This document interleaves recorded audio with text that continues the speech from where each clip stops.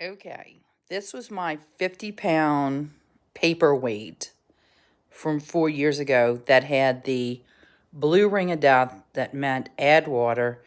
No matter what I did to it, cleaned out the reservoir, did the priming of the pump like they told me to, ran around back and forth with Opal, and they told me that basically I was screwed because it was out of warranty. Anyhow, so this is one that I opened up. It's the older model. This is going to be the Opal 01A model. And what happened is about 4 years ago for this model, if you remove the top, you have to be careful. It's got a lead that you just disconnect from there. And what I had did 4 years ago is my ice was tasting a bit weird, and I had seen a video about removing this top housing of the water reservoir. And to that, you have this lead right here that's black and white. That is the UV that's supposed to get rid of the crud. And then you have a lead right here that's red and black. And that's going to be to your float assembly.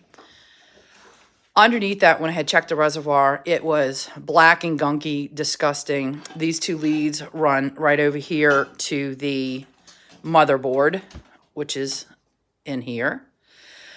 All this was calcified. I cleaned the calcification of the spinner thing in there that makes the ice. So everything was cleaned up.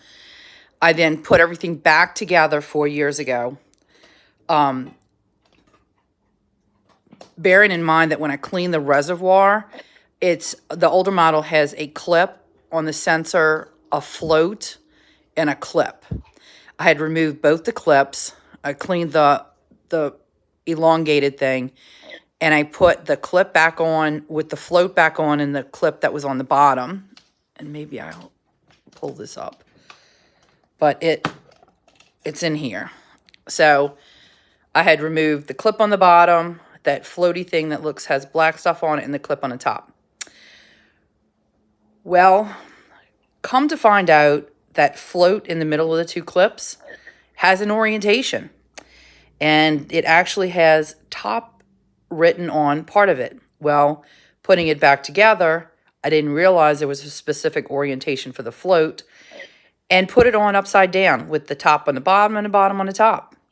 So bear that in mind. Okay.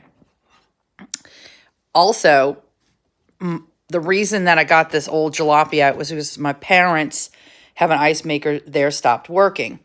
So when my father came to visit, I said, hey, Dad, why don't you try to change out the pump? You mess with mine, and see if we can order a pump for yours, because his isn't sucking. When you put your finger to prime it, like they tell you, oh, prime it, put your finger. It doesn't make a difference if your pump's not working. But the pump on the older model, this is the older model, the pump is actually behind here. So you have to remove the whole front water housing to do that.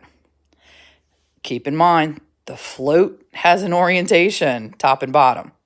So I ordered this from Amazon. I ordered two of them, one for me, one for my parents, so they could fix theirs. Because when they put their finger in the water reservoir that's underneath the ice maker, it wasn't sucking. So while Dad was here, he tinkered with this. We had put it back together. It did nothing. By the way, after it didn't work, I got a new one, and I bit the bullet because I love my Chick-fil-A ice.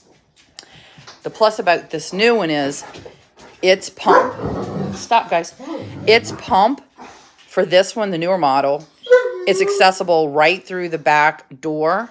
And they changed the pump to being the orientation for the new pump on the newer model is here. So it's very accessible. Also, all this tubing had calcification in it. It was cleaned out as much as I could for the old thing. And that's what it is. So after Dad did it, we put it back together. And it gave me the blue ring of death that said, add water, still. As I go on, I check the gentleman's site because I figured before I put it back on top of the garage refrigerator as a paperweight, I was going to try to mess with it again. MacGruber it, sort of. So when I did that, I said, I'm going to give it one more chance. I got online and I looked and it said, I saw a gentleman say something to the effect of, the float has an orientation. Everybody was talking about pumps and tubing and everything else. And I thought to myself, it couldn't be that easy, right?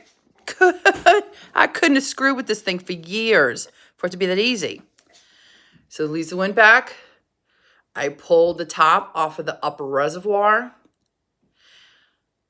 I disconnected from the motherboard. I changed the clip, pulled the clip off, took the float off, put the top on the top and the bottom on the bottom, put the clip back on. And I've just got this loose because I still have to change out the UV light that I ordered. Easy peasy, goes right into the motherboard. And this is what happened.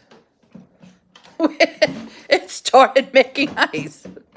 So everything's not totally fit on, but there it is. 4 years of it not working. It was my stupidity. It was simply not the pump. It was simply a single float. Apparently it triggers it when it's up or down and tell you what level it's on. By the way, the newer models have a double float on them. And so if you're cleaning it and reinstalling it and your pump seems to be working when you put your finger over the hole in the bottom reservoir and it's sucking on your finger, it is highly possible you have put your floats on upside down like I did. Anyway, so now I've got an ice maker and another ice maker. Anyhow, everybody check your floats. Stupid as it is. Anyway, hope this helped. Bye.